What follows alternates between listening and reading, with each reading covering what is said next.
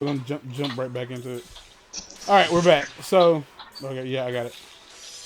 So in the last episode, I was asking like if you've ever had strep, like you know how much of a pain in the ass strep can be, and it's not just a matter of like, well, it's painful. Well, yeah, fuck, it's painful, but that's not the point. It's like it's more than just it's painful. It's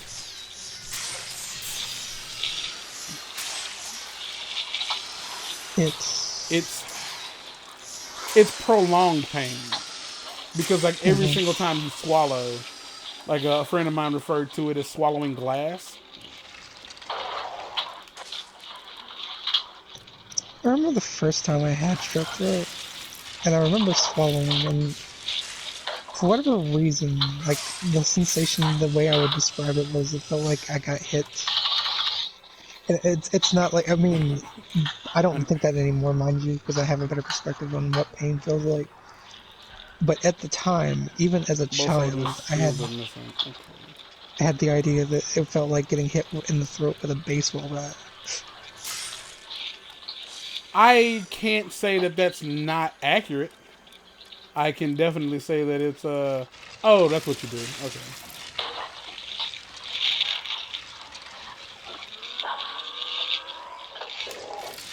Like, 'cause at first, like, waking up and then trying to swallow, like, the pain I experienced. It's and the thing is like it doesn't seem to really have like a cuz like the pain in my throat is one thing. Like the pain in my throat is a beast. But it's not just in my throat, it's also in my tongue. Like the sides of my tongue and the back of my tongue. And it's basically like anytime I move the muscle, you know, I just feel like this sharp pain and it just hurts. And it hurts a lot. Like I've had the flu. Like I'm sure like somebody would disagree, but I think I'd rather have the flu than to have strep throat. Because with the flu, I'm just tired. Like that's it. With the flu, you're just tired. And I don't have a problem pooping. So I wouldn't mind having a stomach virus over like having strep throat. Like I really wouldn't mind having a stomach virus. In general, I don't like things that are achy. In general, like, I don't like nasal, like, drainage. I don't like having sinus problems. I don't like having allergies. Like, I dislike all of that more than actually being sick, is the way I would describe it. Because That's anything fair. that's just irritating makes me just upset, like in the angry way. Like, It 'cause there's not has. many things that irritate me, but that irritates me. Oh, I'm supposed to jump down from up there. All right. Like because I think like the first like week or so, my cough was strong enough to my cough was strong enough to make it feel like I was being beaten up because my ribs hurt. Like it, my fucking ribs were killing me. Like every time I coughed, like it really did just feel like I was getting the shit beat out of me, like in the stomach area. Like, and like there was no the fuck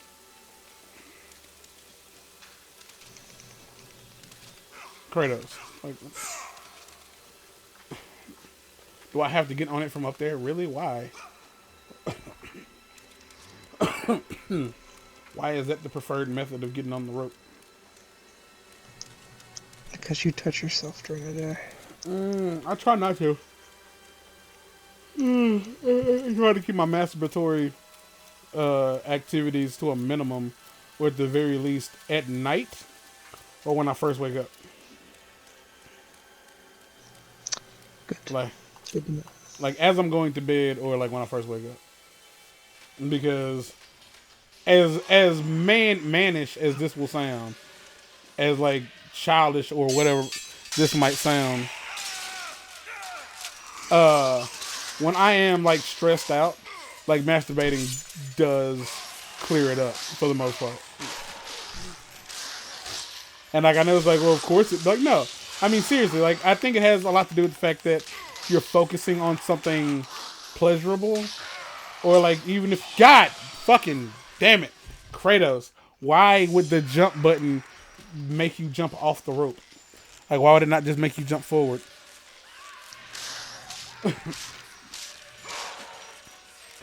But yeah, like that's like mostly why I just do it at night. And like I'm not one of those people who can do it when he's stressed out because my brain just won't like chill long enough for me to like get the job done as it might be, as it were. Get the job done. And on top of that, like I feel like I'll be in a position like mentally where I won't know what I need to speed things along.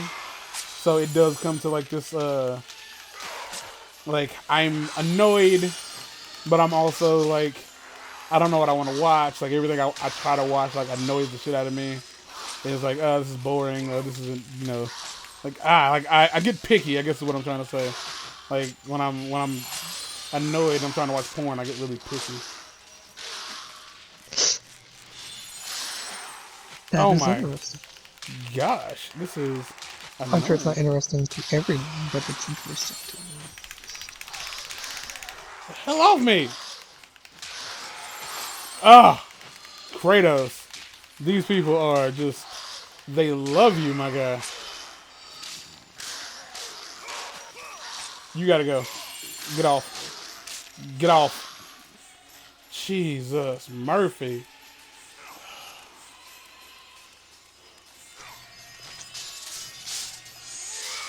Is that gonna chase me? Oh, there it is. The silver shield rests on the altar. There is a picture of Hades carved into it. Will you pick it up? Well, yeah.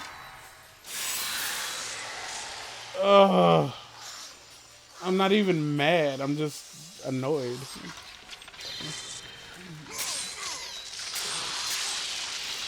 I also learned that like when I'm hot, like I'm a lot bitchier than when I'm not hot.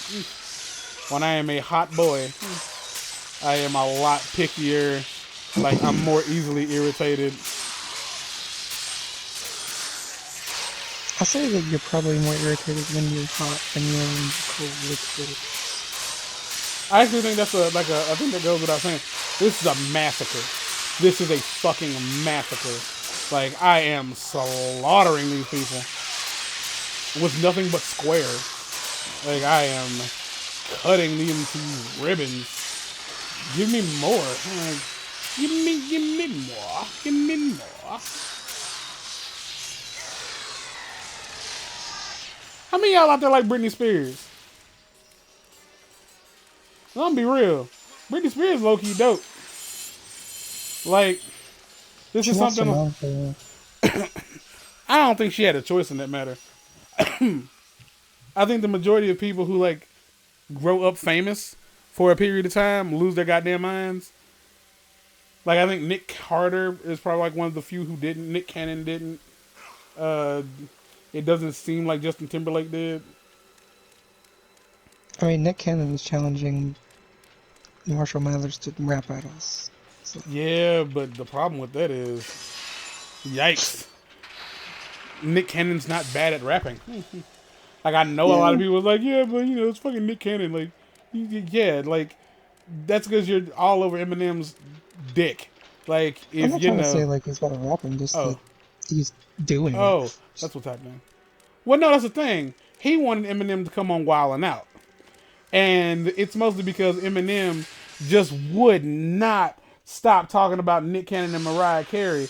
And I am like not by myself here, but I just feel like Eminem just still has a crush on Mariah Carey. And let's be real, Mariah Carey is still fine. Bitch might be crazy, but she's still fine. So like to be like, yeah, I still kind of got a thing for her, and I'm like, god damn it, and I'm a little annoyed that she picked Nick Cannon over me, which isn't the case because she, you know, broke up with you when y'all were in high school, so she picked, you know, other people over you, and then Nick Cannon. Because the idea is like, even after that, you should still want to go back to me. But I saw Mariah Carey and Precious a few days ago. Oh, you what? You watched that recently? Yeah. Why? Deanna had to watch it for her class. Okay, that class needs to be dropped immediately. Whatever class would make you watch that depressing ass. Why didn't they just have her read the book? Because it was a easier way to digest it, I guess. No. As somebody who has the book and the movie, she should have read the book. If you was looking for some like some sociological, psychological, like fuck shit, she should have read the book. Because goddamn, and I mean that with like from the bottom of my nuts. God damn, the stuff that happens in the book makes the movie look like Sesame Street. Well, not exactly, but you get what I'm saying. The stuff that happens in the book is way worse than what they could put on film. Because if they had put it on film, they couldn't have put it on film. Like if they did, it just would have been a fucking But snuff no, film. her class basically like gave her like a list of movies, and the only one that sounded like a movie you'd want to watch, and I'd use that loosely, was Precious. I mean, in comparison to everything else, then yeah, I guess that just says like a lot about the other movies. But yeah, I've seen Precious one time. Me and what's her face on the phone. We actually talked about this not too long ago. I think she said she hasn't seen it, and you haven't seen it, right? I would love to be there the first time you watch it. Like I would love to be a part of. Like if you wanted to, Kratos, thank you.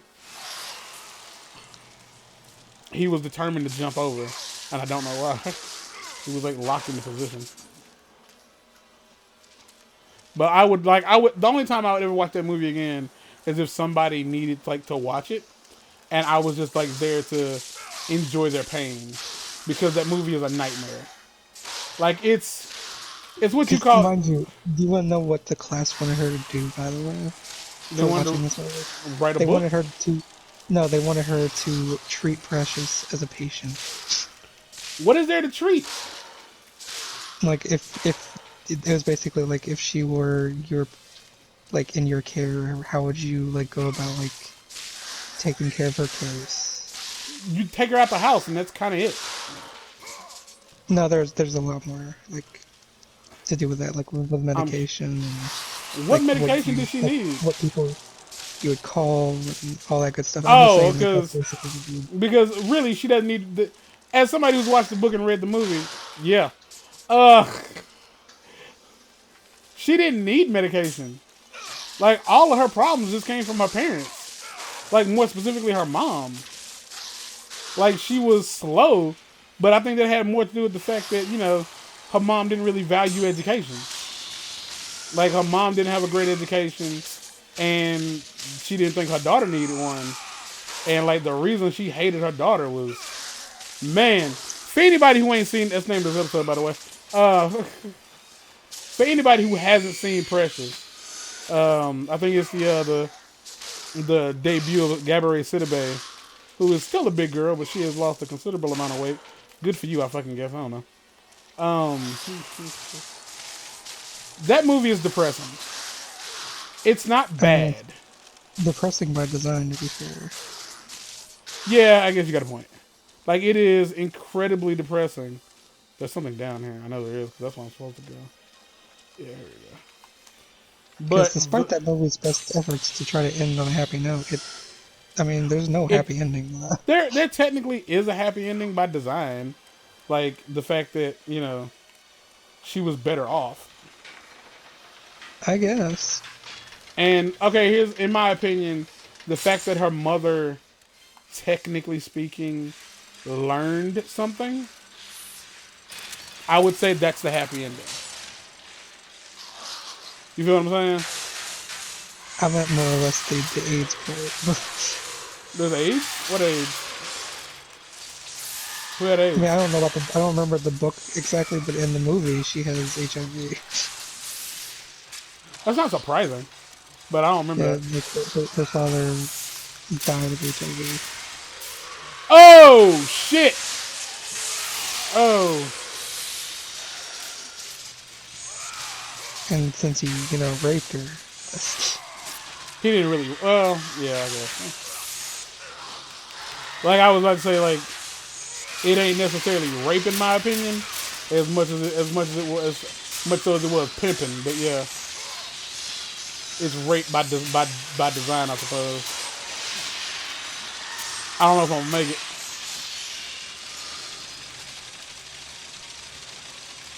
Ah, bitch, get over here! Put your goddamn face like an ass. Also, one of her children was named Mongo. Because he was a mongoloid, yeah. Yeah, Yeah, pointing sex that symbol. out. I made it. First try. I'll be damned. Whew. It's a heartbreaking movie. And like just know like if you do read the book, I hate to say this, but in reality, Gabourey Sidibe made a better mom compared to the book than Monique did.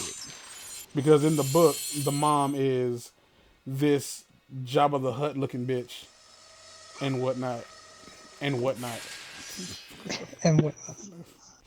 Like, and so it's like kind of hard to look at it like, it's kind of that, like after I had read the book before I saw the movie. So like knowing exactly what the mom was supposed to look like, it was kind of hard to be like, oh yeah, this is the thing that happens, and this is who she is, and it's like, yeah, what the hell is this nonsense?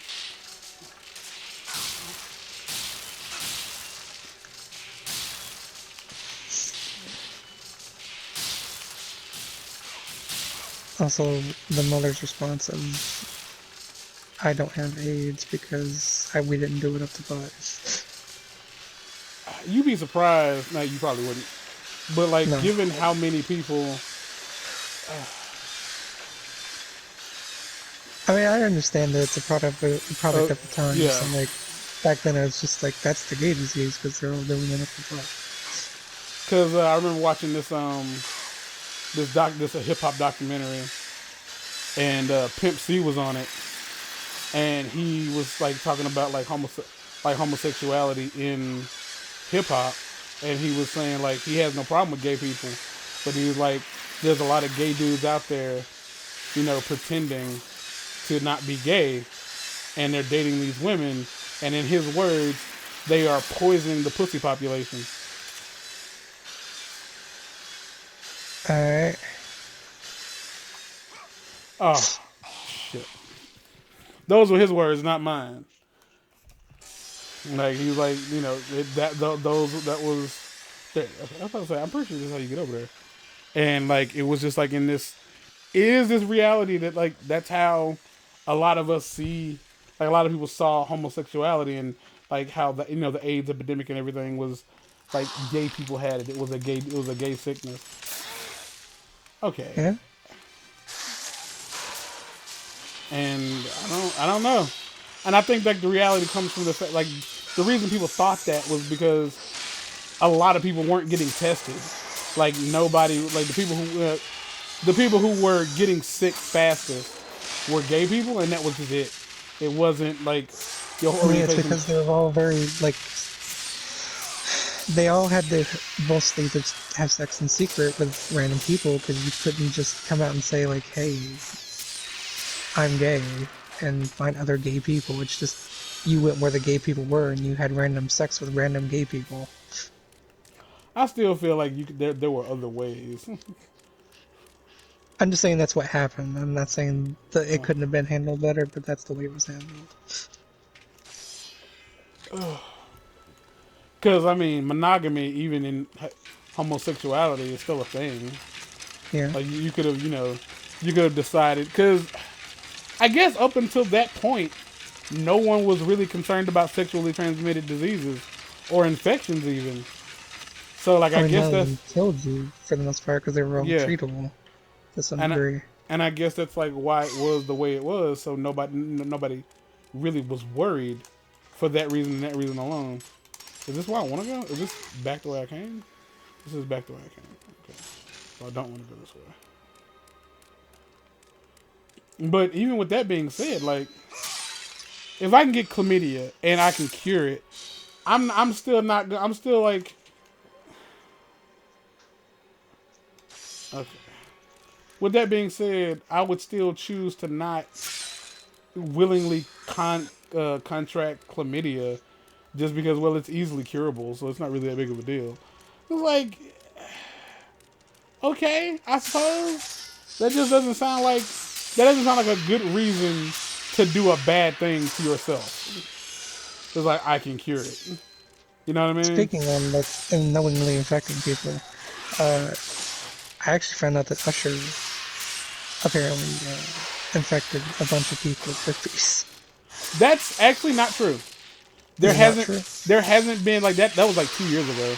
Here's the problem: the lady who claimed Usher gave her herpes, no one took an STD test. Hmm. See, I only say this Like, because like there was this point like in the middle of the night I was like, what is Usher's career like now? yeah, that's one of And the I things that you don't when I just bring up out of the blue. As I was laying there in bed, and I was just like, "What the fuck is Usher doing with his life?" I mean that's what happens Oh, he's sometimes. still making music actually. Yeah, and He- then I saw like, oh, he apparently did that thing. Also, Vince from Slapshot apparently tried to kill a hooker Vince from who? from Slapshot. Oh yeah, he attacked the transvestite prostitute. Yeah. And to be fair, some of them got it coming. Not necessarily because they're transvestite, but just prostitutes in general. They get really high and goddamn mighty, and they need to be taken down a peg. All right. What?